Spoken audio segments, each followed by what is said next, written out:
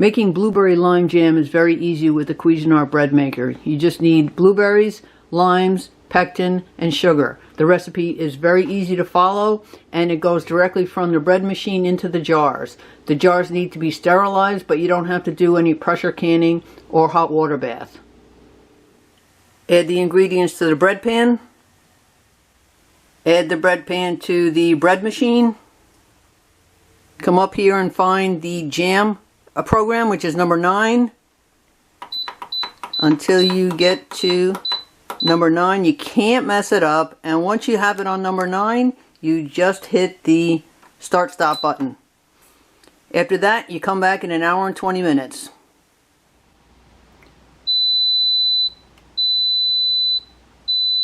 I was about to say that once the machine gets to the end of the cycle, it's going to beep to let you know that it's done. The jam is going to be really hot, so be careful when you're pouring it into your container. But you just lift it up.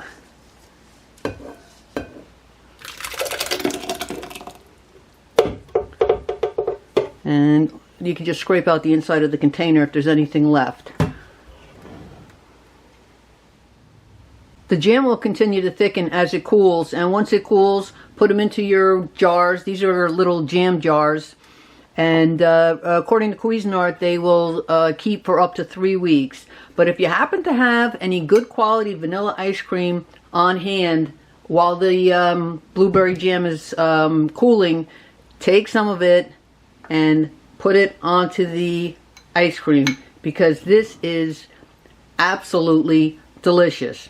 And even better than this is if you have some Belgian waffles with the ice cream and even just a touch of whipped cream. Trust me, that's even better. So it's very easy to make the jam, almost as easy as making the bread, and both are very delicious.